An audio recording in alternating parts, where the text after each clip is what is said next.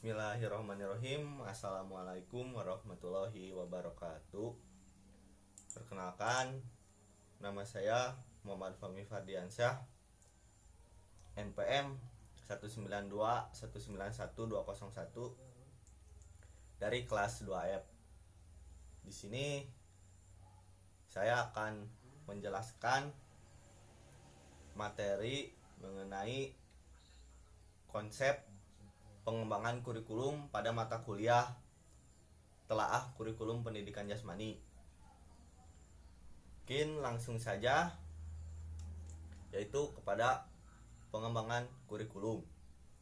Pada hakikatnya, pengembangan kurikulum itu merupakan usaha untuk mencari bagaimana rencana dan pengaturan mengenai tujuan, isi, dan bahan pelajaran serta cara yang digunakan sebagai pedoman penyelenggara kegiatan pembelajaran yang sesuai dengan pengembangan dan kebutuhan untuk mencapai tujuan tertentu dalam suatu lembaga.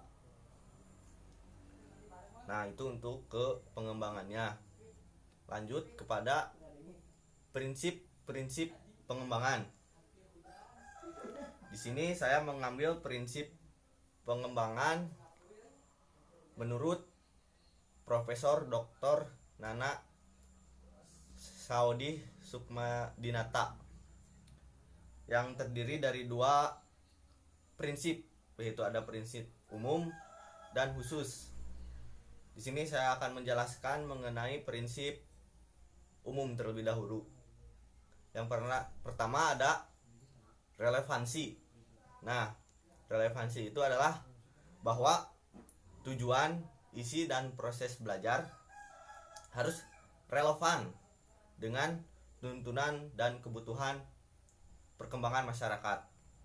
Yang kedua ada fleksibilitas. Nah, di sini kurikulum harus dapat mempersiapkan untuk kehidupan sekarang dan yang akan datang, atau dalam ruang tempat di sini atau di tempat lain bagi anak yang memiliki latar belakang kemampuan yang berbeda-beda. Lanjut ada kontinuitas. Nah, ini terkait dengan perkembangan proses belajar anak yang berlangsung secara berkesinambungan. Lalu ada praktis dan efisiensi. Nah, di sini kurikulum harus praktis, mudah dilaksanakan, dan menggunakan alat-alat sederhana dan biayanya murah. Lalu ada efektivitas. Di sini berkenaan dengan keberhasilan pelaksanaan kurikulum baik secara kuantitas maupun kualitas. Lanjut ke yang khususnya. Yang pertama ada prinsip harus berkenaan dengan tujuan pendidikan. Lalu prinsip berkenaan dengan pemilihan proses belajar mengajar. Selanjutnya prinsip berkenaan dengan pemilihan media dan alat pengajaran. Lalu yang terakhir adalah prinsip berkenaan dengan pemilihan kegiatan atau penilaian. Lanjut ke submateri selanjutnya, yaitu pengembangan faktor-faktor yang mempengaruhi pengembangan kurikulum. Yang pertama itu ada perguruan tinggi. Nah, pengetahuan dan teknologi banyak memberikan sumbangan bagi isi kurikulum serta proses pembelajaran. Jenis pengetahuan yang dikembangkan di perguruan tinggi ini akan mempengaruhi isi kurikulum atau isi pelajaran yang akan dikembangkan dalam kurikulum. Selanjutnya sekolah. Nah, sebagai bagian dan agen masyarakat, sekolah itu sangat dipengaruhi oleh lingkungan masyarakat. Di tempat sekolah tersebut berbeda-beda. Nah, isi kurikulum hendaknya mencerminkan kondisi masyarakat penggunaannya serta upaya memenuhi kebutuhan dan tuntunan mereka di masyarakat. Lalu yang terakhir ada sistem nilai. Dalam kehidupan bermasyarakat terdapat sistem nilai, baik moral, keagamaan, sosial, dan budaya. Nah, sekolah sebagai lembaga masyarakat juga harus bertanggung jawab dalam pemeliharaan dan pewarisan nilai-nilai positif yang tumbuh di dalam suatu masyarakat. Lanjut kita ke artikulasi dan hambatan pada pengembangan kurikulum. Nah, artikulasi dalam pendidikan berarti kesatu paduan dan koordinasi segala pengalaman belajar. Untuk merealisasikan artikulasi kurikulum, kita perlu meneliti kurikulum secara menyeluruh, membuang hal-hal yang tidak diperlukan, lalu menghilangkan duplikasi, lalu merevisi metode serta isi pengajaran.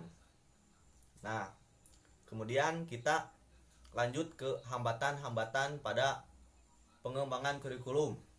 Di sini terdapat 3 poin hambatan dalam pengembangan kurikulum. Yang pertama itu ada guru. Kenapa guru?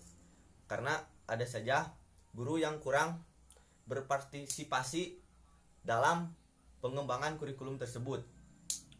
Lalu hambatan lainnya adalah dari masyarakat. Untuk pengembangan kurikulum dibutuhkan dukungan masyarakat yang sangat baik dalam maupun dalam pembiayaan,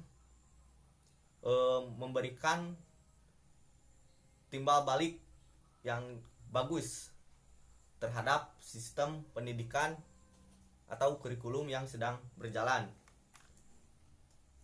Dan yang terakhir itu biaya. Nah, kenapa? Untuk pengembangan kurikulum, apalagi yang terbentuk kegiatan eksperimen baik metode, isi atau sistem, secara keseluruhan membutuhkan biaya yang tidak sedikit. Lanjut kita ke yang terakhir, yaitu kepada model-model pengembangan kurikulum. Di sini saya mengambil menurut Robert S. Jais. Yang pertama ada the administrative atau line staff model. Nah, di sini menggunakan gaya komando atau garis staf. Jadi berserta gitu. Selanjutnya ada the grassroots model. Nah, pengembangan kurikulum model ini berada di dalam tangan guru-guru sebagai pelaksana kurikulum di sekolah. Selanjutnya ada the demonstration model. Nah, model pengembangan ini dikembangkan untuk memperkenalkan suatu inovasi kurikulum dalam skala yang kecil. Selanjutnya ada Tabas inverted model. Model ini dimulai dengan melaksanakan eksperimen, diteorikan, kemudian diimplementasikan. Lalu ada Beukem system model. Selanjutnya ada Roger interpersonal relation model. Nah, model ini berasal dari seorang psikolog, yaitu Carl Rogers. Lalu ada the systematic action research model. 3 faktor utama yang dijadikan bahan pertimbangan dalam model ini adalah adanya hubungan antar manusia, organisasi sekolah, dan masyarakat, serta juga otoritas ilmu. Lalu ada emerging technical model. Nah, model ini terdiri atas 3 variabel model, yaitu model analisis tingkah laku, model analisis sistem, dan model berdasarkan komputer.